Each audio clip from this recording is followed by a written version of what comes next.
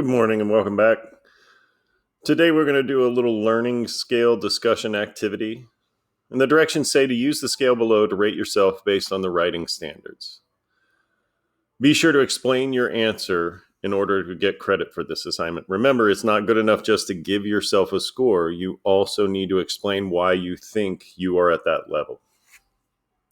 And level 4, students will be able to manipulate or reorganize the structure and responsibilities of the essay to fit their own personal style. That's the ultimate goal of our essay writing, is that you'll know the responsibilities well enough that you can mix them up within the paragraphs in order to fit your own personal style or to create a personal style of your very own.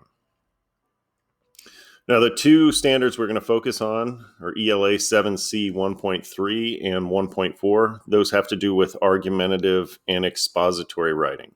And so if you got a 10 on the most recent WriteScore essay, then you're probably at least at a 3 in this section. And unfortunately, none of us got a 9 or a 10 on the most recent test. So we still have plenty of room for improvement.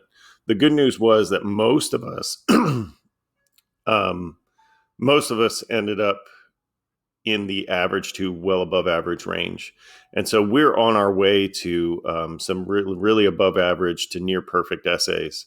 And I think if we make some small improvements to our essays or some more effort in the elaboration department, we can turn out some 9 and 10 essays by the end of the year and get some perfect scores. And so the learning goals, I really want you to focus or to understand the focus, purpose, and organization section of the scoring sheet from WriteScore. I want you to understand the evidence and elaboration, especially elaboration, and then also the conventions section. I think it'll help if you understand what they're looking for. It'll help you plan and attack the essay a little bit better moving forward. But all the things that go along with that, I mean, focus, purpose, organization would be your introductions, your conclusions, your progression.